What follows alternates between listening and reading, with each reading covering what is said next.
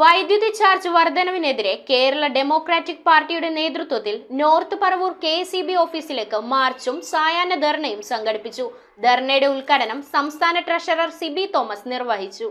വൈദ്യുതി ചാർജ് വർധനവ് പിൻവലിക്കണമെന്നാവശ്യപ്പെട്ടുകൊണ്ട് Kerala democratic party Paravur നിയോജക മണ്ഡലം കമ്മിറ്റിയുടെ നേതൃത്വത്തിൽ നോർത്ത് പറവൂർ കെ.എസ്.ഇ.ബി. ഓഫീസിലേക്ക് മാർച്ചും ധർണയും സംഘടിപ്പിച്ചു. നിയോജക മണ്ഡലം പ്രസിഡന്റ് റെനി വർഗീസ് അധ്യക്ഷത വഹിച്ച യോഗത്തിൽ സംസ്ഥാന ട്രഷറർ സിബി തോമസ് ഉദ്ഘാടനം ചെയ്തു. കോൺഗ്രസ് മണ്ഡലം പ്രസിഡന്റ് ഡെന്നി തോമസ് മുഖ്യപ്രഭാഷണവും നടത്തി. സംസ്ഥാന general secretary P S. Prakashan, A M. Sayyid, ജില്ലാ president N O. George, Vypin block പ്രസിഡന്റ്മാർ ബിബിൻ പാപ്പച്ചൻ, പി.ജെ. ഷൈൻ, ജിജോ തുടങ്ങിയവർ സംസാരിച്ചു.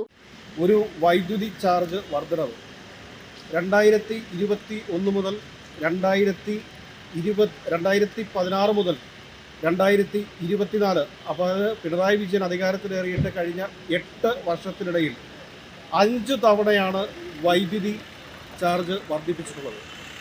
LDF അധികാരത്തിലേറുന്ന സമയത്ത് നമ്മൾ ദേശാഭിമാനിയുടെ മുൻ പേജിൽ ഒരു പരസ്യം കണ്ടതാണ്, ഇനി വില വർധനവ് ഇല്ല എന്ന്.